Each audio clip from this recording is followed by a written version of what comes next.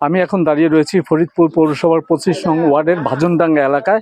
তো আমরা এখানে দেখতে পাচ্ছি যে এই যে ভাজনডাঙ্গা এলাকার মানুষ দীর্ঘদিন যাবৎ একটি সমস্যার মধ্যে রয়েছে। সেটি হলো তারা এই যে আমাদের পদ্মা নদীর যে শাখা, সেই শাখা দিয়ে একটি সরু খাল চলে গিয়েছে এই 25 নং ওয়ার্ডের বিভিন্ন এলাকায়। তো আমরা দেখেছি যে এই যে এলাকার যে মানুষ রয়েছে, প্রায় 2 থেকে 300 বসতি রয়েছে এখানে। সেই 200-300 বসতি যারা রয়েছেন তারা বলছেন যে তারা দীর্ঘদিন ধরে দিনের পর দিন তারা কিন্তু এই জলাবদ্ধতার শিকার হচ্ছেন, শুধুমাত্র একটি সুইচ গেটের কারণে।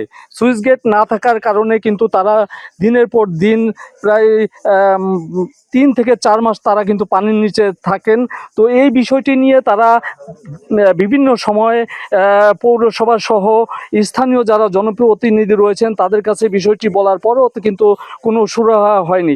তো আমরা দেখেছি যে ফরিদপুর পৌরসভার যিনি সম্ভাব্য মেয়র প্রার্থী হিসাবে নির্বাচন করবেন, ফরিদপুর জেলা বিএনপির যুগ্ম আহ্বায়ক সৈয়দ জুলফিকার হোসেন জুয়েল, তিনি কিন্তু এখানে এসেছিলেন, মানুষের কথা শুনেছেন, দুর্ভোগের কথা শুনেছেন। সেই কথা শোনার পর তিনি প্রতিশ্রুতি দিয়েছিলেন যে এই যে মানুষ দীর্ঘদিন যাবৎ যে জলাবদ্ধতার শিকার হচ্ছে, সেই শিকার নিরসনের জন্য তিনি প্রতিশ্রুতি দিয়েছিলেন। তো আমরা আজকে দেখেছি যে সেই প্রতিশ্রুতি তিনি রক্ষা করেছেন। তিনি এই যে সরু খালটি, এই সরু খালের ছোট্ট একটি মিনি সুইচ গেট করে দিয়েছেন, যে সুইচ গেটটির মাধ্যমে এই পানি নিষ্কাশন ব্যবস্থা কিন্তু ঠিকমতো চলবে।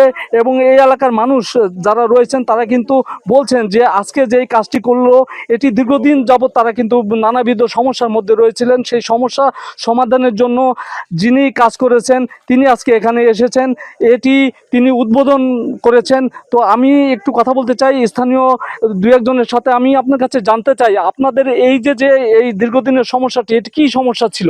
আসলে বিসমিল্লাহির রহমানির রহিম, আমি আসলে মোংলা বন্দরের একজন শ্রমিক। 2004 সালে আমি অবসরপ্রাপ্ত কর্মজীবী উন্নয়ন সংস্থার সভাপতি। এই 7-8 বার জুয়েল ভাই যখন প্রথমবার আসছে, আজকে এই পর্যন্ত 8 বার উনি যে কথাগুলি বলে গেছে, সেই কাজগুলি আমরা দেখেছি, নগদ, একদম নগদ হয়ে গেছে। ধন্যবাদ আপনাকে। আমি আরেকটু কথা বলতে চাই আরেকজনের সাথে। আমি জানতে চাই আপনাদের এই এলাকার এই সমস্যাটা কি ছিল? আমাদের একটা হলো পাশে পদ্মা নদীর থেকে একটা খাল বের হয়ে গেছে, এটাকে জুলা বলি আমরা।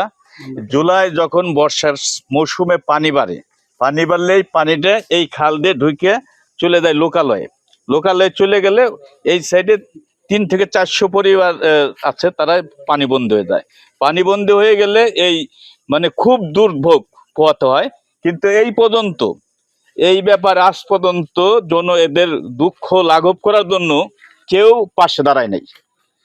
আমাদের জুলফিকার হোসেন জুয়েল ভাই, সে যখন নির্বাচনে এসে আসলো, তারে বললাম ভাই আপনি নির্বাচন করবেন, আমাদের এখানে তো সবাই ভোটের আগে অনেক কিছুই বলে যে হওয়ার পর ওয়ে করব, কিন্তু হওয়ার পর কাউরে পাওয়া যায় না। তা আপনি যদি আমাদের এই সব সমস্যার সমাধান করতে পারেন তাহলে আমরা আপনার সাথে আছি।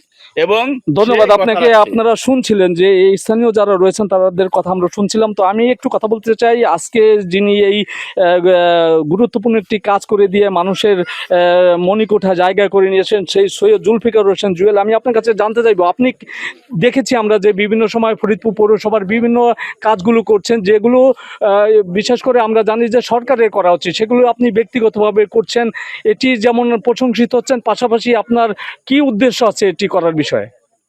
ধন্যবাদ আপনাদেরকে, আপনাদের মাধ্যমে এলাকাবাসীকেও ধন্যবাদ।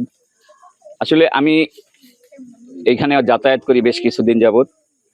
মানুষের ব্যাপক দুর্ভোগ, রাস্তাঘাট, মসজিদ, মন্দির, কিন্তু এগুলির পাশাপাশিও এই যে এইখানে যে আজকে মিনি সুইচ গেট সবাই এলাকাবাসী বলছে এটাকে উদ্বোধন, এইটুকের কারণে প্রায় 300 থেকে 400 পরিবার জলাবদ্ধ হয়ে যেত 3 মাস। আসলে এটা তো একটা ফরিদপুর পৌরসভার গ্রেড পৌরসভায় মানুষ 3 মাস 4 মাস পানিবন্দী থাকবে, এটা আসলে হতে পারে না। সেটা যারা মেয়র ছিল তাদেরও ব্যর্থতা, আজকে যারা 1.5 বছর প্রশাসন চালাচ্ছে তাদেরও ব্যর্থতা। আসলে কেউ দায়িত্ব নিয়ে কাজটা করতে চায় নাই, কিন্তু একটা কাউকে না কাউকে তো দায়িত্ব নিতে হবে। আজকে সরকার পরিবর্তনের পরে আমাদের সুযোগ এসেছে মানুষের জন্য কিছু করার। সেই সুযোগটুক নিয়েই আমি জেলা প্রশাসন, পুলিশ প্রশাসন, পৌর প্রশাসন সকলের সাথে আলোচনা করে বিভিন্ন কাজগুলি মানে একেবারে উপস্থিত অবস্থায় যে সমাধান করা যায় তারই একটি নজির হিসেবে এই সুইচ গেটটি নির্মাণ করার উদ্যোগ নিয়েছিলাম। আলহামদুলিল্লাহ এলাকাবাসীর দোয়ায় সেটি সম্পন্ন হয়েছে। এলাকাবাসী আজকে আনন্দিত, খুশি, এতটাই খুশি যে তারা যে আর পানির নিচে তাদেরকে থাকতে হবে না। আর আমার উদ্দেশ্য হলো, যেহেতু একটি গণতান্ত্রিক সরকার এসেছে, ভোটের অধিকার এসেছে, ভোটের মাধ্যমে একটি নির্বাচন আসবে, সেই নির্বাচনে যদি আমি ফরিদপুরের পৌরসভার দায়িত্ব পাই তাহলে সে দায়িত্বের নিয়ে আমি ফরিদপুর পৌরসভাকে একটি মডেল পৌরসভা, একটি বিউটিফিকেশন পৌরসভায় গড়ে তুলতে চাই।